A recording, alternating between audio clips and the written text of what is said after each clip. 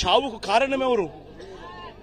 మరి ఇంత దారుణంగా ఆర్గనైజేషన్ మేనేజ్మెంట్ అనేది నువ్వు లేకుండా ఈ మాదిరిగా నువ్వు మేనేజ్ చేయడము అనంటే, ఇంత దారుణంగా మేనేజ్ చేయడము అనంటే అసలు ముఖ్యమంత్రిగా నువ్వు నీ పదవిలో ఉండడానికి నువ్వు అర్హుడువేనా అని చెప్పి ఒకసారి చంద్రబాబు నాయుడు తన గుండెల మీద తాను చేయి వేసుకొని ఆలోచన చేయాల్సిన అవసరం కూడా ఎంతైనా ఉంది.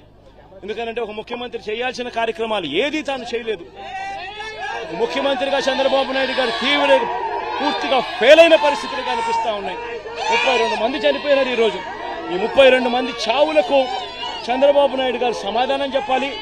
చంద్రబాబు నాయుడు గారు ఈ చావులకు ఓనర్షిప్ తీసుకొని ప్రజలకు క్షమాపణ చెప్పి ప్రజలకు సహాయం చేసే కార్యక్రమంలో ముందుకు అడుగులు వేయాలి. ఖచ్చితంగా జరగాలి. అధికారులు సస్పెండ్ చేశానంటున్నాడు. మొత్తం సహాయ చర్యలు అనుకున్నాయి. ఇప్పుడు మీకే చెప్పారు స్వయంగా ఇక్కడ వరకు మాకు ఏవి రిలీఫ్ క్యాంపులు లేవు, మాకు ఎటువంటి భోజనం రాలేదు, వాటర్ రాలేదని మీకే ఇప్పుడు చెప్పారు స్వయంగా. మెయిన్ రోడ్డు ఇది. ఏ విధంగా అధికారులను సస్పెండ్ చేస్తానంటున్నాడు. అధికారులు ఎవరు? ప్రభుత్వం ఎవరు? చంద్రబాబు నాయుడు గారి ప్రభుత్వం. మే 13వ తారీఖున ఎన్నికల రిజల్ట్స్ వచ్చినాయి.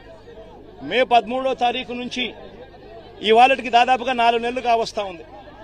మే 13వ తారీఖున ఎన్నికల రిజల్ట్స్ వచ్చినాయి. మే 13వ తారీఖు నుంచి ఇప్పటిదాకా దాదాపుగా 4 నెలలు కావస్తా ఉంది.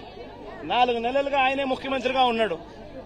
అధికారులను ఆయనే దగ్గరుండి ఆయనే ఏ అధికారిని ఎక్కడ పోస్టింగ్ వేయాలి అని చెప్పి ఆయనే దగ్గరుండి ఈ 4 నెలల్లో పోస్టింగ్లు కూడా తానే పూర్తి చేసినాడు.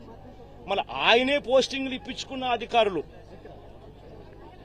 వల్ల ఇది జరిగింది అని చెప్పి ఆయనే చెప్తా ఉన్నాడు సిగ్గు లేకుండా అనంటే అంతకన్నా సిగ్గుమాలిన పని ఏదైనా ఉంటుందా?